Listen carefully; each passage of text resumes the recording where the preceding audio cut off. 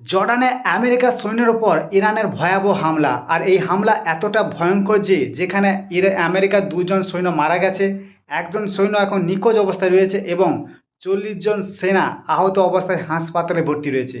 আর এই খবর যখন হোয়াইট হাউসে বসে থাকা ট্রাম্পের কানে যায়, তিনি তো পুরো পাগল হয়ে গেছে এবং সাথে সাথে ঘোষণা দেয় যে ইরানের ওপর সৈন্য কারবাই তিনি করতে চলেছে এবং সেনাকে খোলা ছুট দিয়ে দিয়েছে, মানে হাত খুলে ছাড় দিয়ে দিয়েছে যে ইরানের পর এতটা দাবড়তোড় হামলা চালানো হোক যেখানে ইরানে যেন নরকের দরজা খুলে যায়।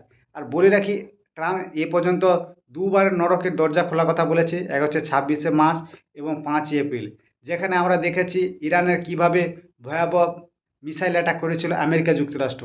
তা আবারও যে কোনো মুহূর্তে আমেরিকা যুক্তরাষ্ট্র ইরানের উপর লাগাতার মিসাইল আক্রমণ চালাতে যাচ্ছে। আর এখানে তো দুজন সৈন্য মারা গেছে, একজন নিখোঁজ এবং 40 জন আহত। তো বুঝতে পারছেন কতটা ভয়াবহ আক্রমণ চালাতে পারে ট্রাম্প। বলে রাখি, গতকাল ভোর 3টে নাগাদ মানে জর্ডানে থাকা ফোয়ার্ড আমেরিকার এয়ারবেসে ইরান ব্যালিস্টিক মিসাইল ও ড্রোন নিক্ষেপ করে।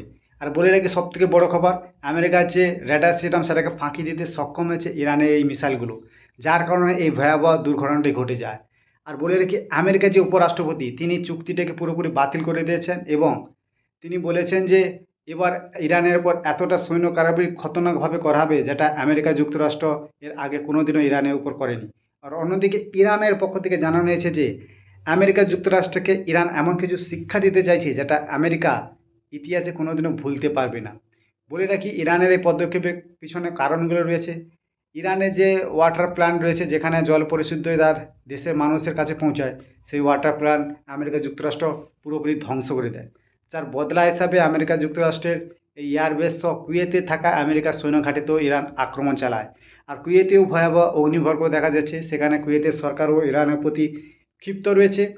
আর দেখার বিষয়, আমেরিকা যুক্তরাষ্ট্র রাষ্ট্রপতি কখন আবার আদেশের হুমকি দিয়ে বসে, মানে কোন মুহূর্তে আবার আক্রমণ চালিয়ে যেতে পারে আমেরিকা। আর অন্যদিকে আমেরিকার রাষ্ট্রপতি বলেছে যে ইরানকে কোনো দিনও পরমাণু কর্মসূচি চালাতে দেবে না। এখানে দেখার বিষয় কি হয় তা আপনারা নজরে রাখুন। ভিডিও ভালো লাগলে অবশ্যই সাবস্ক্রাইব করবেন।